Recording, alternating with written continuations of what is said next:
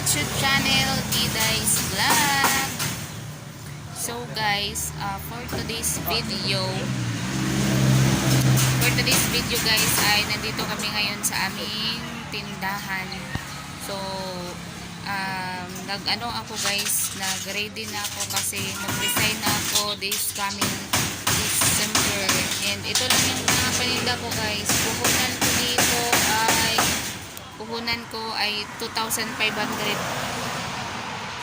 Ganun lang kaliit yung aking mga tinda.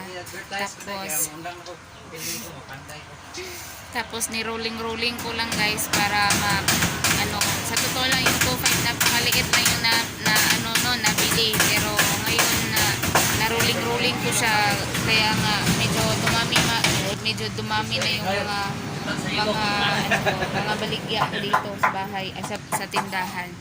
And ipakita ko sa inyo yung aming yung aming panday.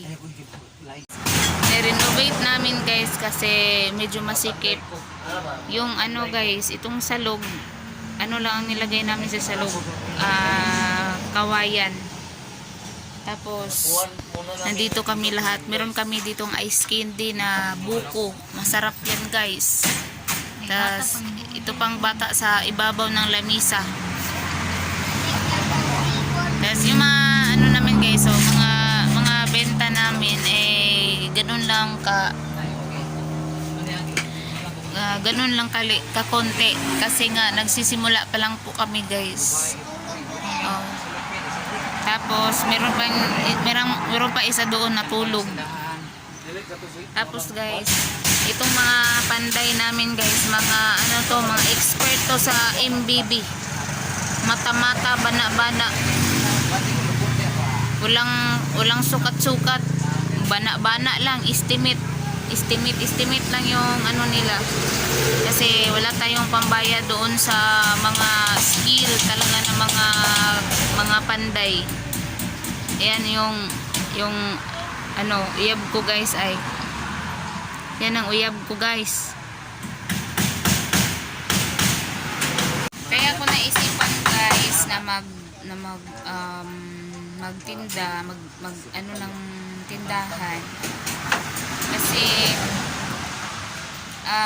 naisip ko kasi na ilang taon na ako nagtrabaho pero wala pa rin akong pera. Wala akong ipon, lahat wala guys.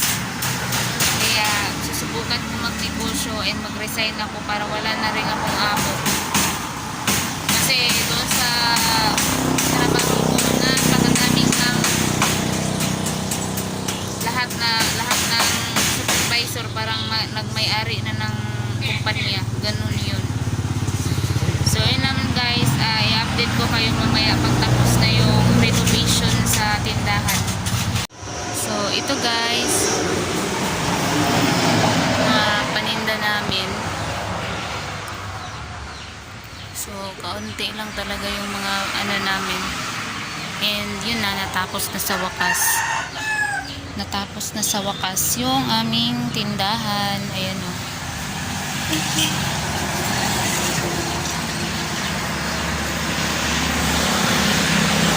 Yun. So sa wakas din guys ay nababa na namin yung ref. Tapos dito kami nagpapakape. And kung makikita nyo guys ay ito, meron tayong karatula. Ayan. So nandito na rin yung aming